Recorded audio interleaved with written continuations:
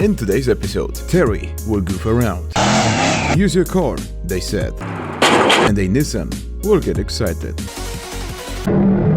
I know you've probably seen plenty of car crash tests and I don't want to bore you, but I thought this one was a little bit more unique. With a typical car manufacturer, it's easy to just crash test a car and then just take another one for the new test. However, when you're dealing with a $2 million hypercar, it's best to not waste too many cars. That's why Koenigsegg thought to design the most expensive part of the car, which is the carbon fiber monocoque, strong enough to withstand all of the different tests without needing for it to be thrown out after each one of them. Smart.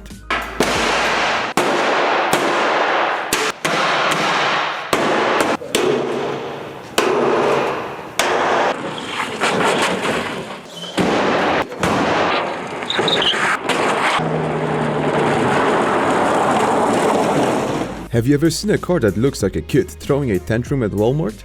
No? Well, thank me later.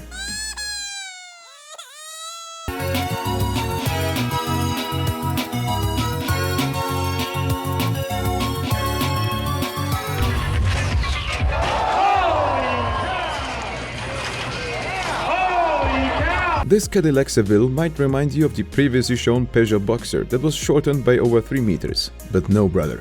This one was selected from the factory. It is a one of 42 Seville Tommaso coupes by Cadillac ever produced, and it looks quite comically short. I like unique. That's what she said.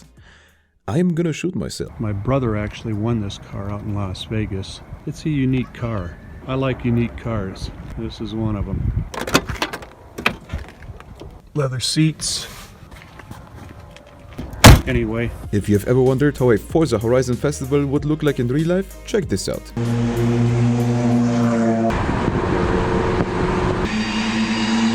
Why are there so many new rally cars cruising around Croatia? Well, this is how public roads looked like before the 2024 WRC Croatia Rally.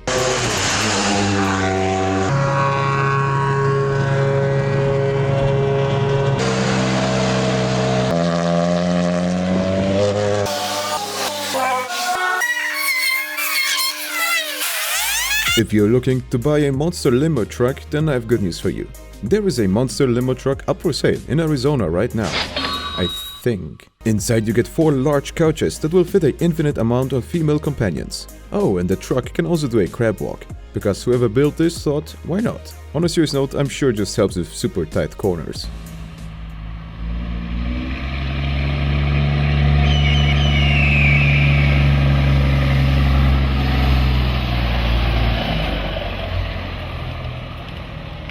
One of our viewers has sent us a really unique, solar-powered car he built in high school to compete in a race held at the Texas Motor Speedway. It's obviously electric, and in peak sun conditions it can sustain 45 to 50 miles per hour without losing any power.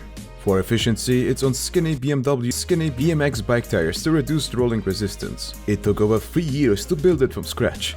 It has a carbon fiber body and a chromoly steel tube frame. Did I mention it can drift?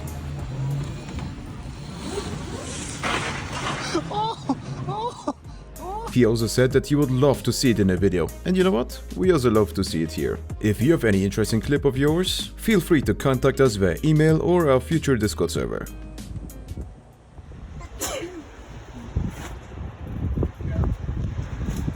This incoming lighting is Terry. I don't get the reference, but my editor wanted to say it. Anyways, I can tell you that Terry is going for a burnout, and he always does that with his Oldsmobile. Can we get some with just a small side of bold American Eagles screeching?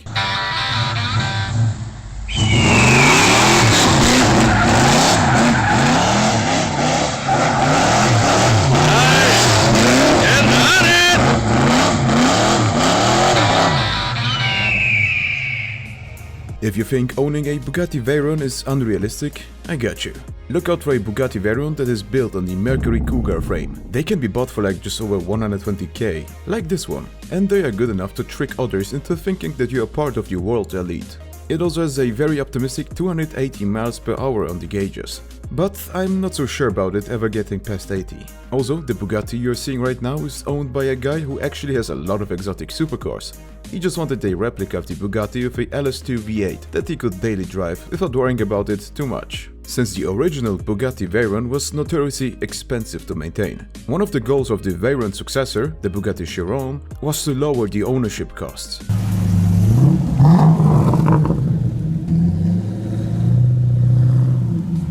Speaking of replicas, what do you think of this Ferrari from Iran? Could you tell it was a replica without seeing the interior? But even the interior is super impressive now that I think about it. If you just ignore the custom logo on the steering wheel, it's really well made, even with moving pedals.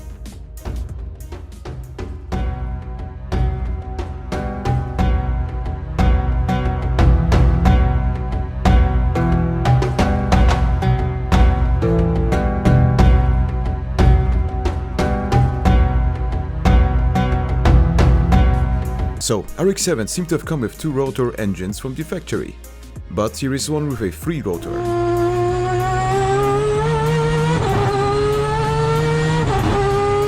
This RX-7 revs up to 10,000 RPMs by the way. 3 rotor engines are heavier, more complex and more expensive, but who cares, they just sound so good.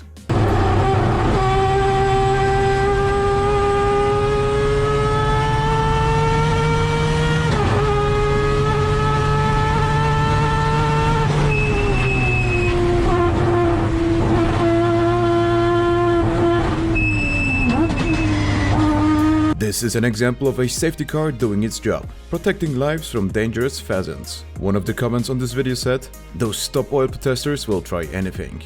And I think it's very funny.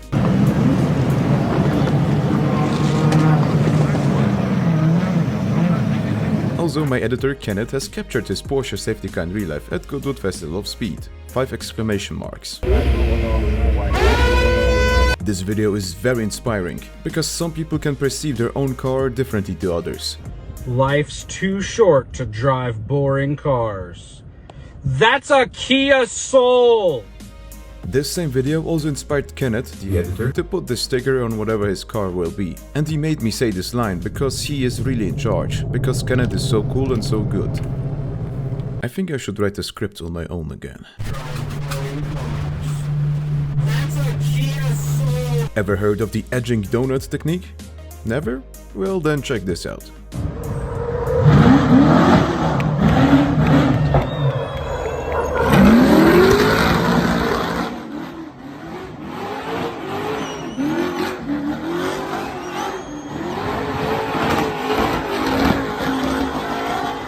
Just look how close he got to a lawsuit, right on the edge.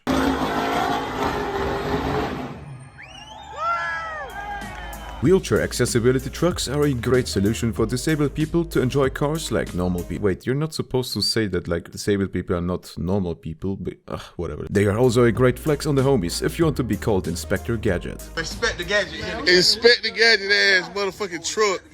Hold on, nigga. This nigga, where the fuck you get this shit from? Sit your ass right there.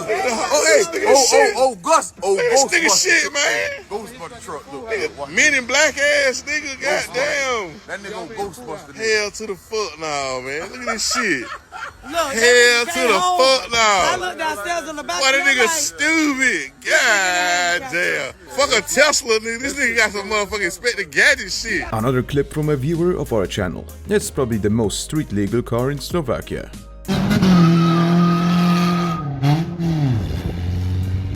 Here is a DeLorean time machine replica showing up to a Vancouver car meet. Not only did these guys cosplay the old and young guy from the movie,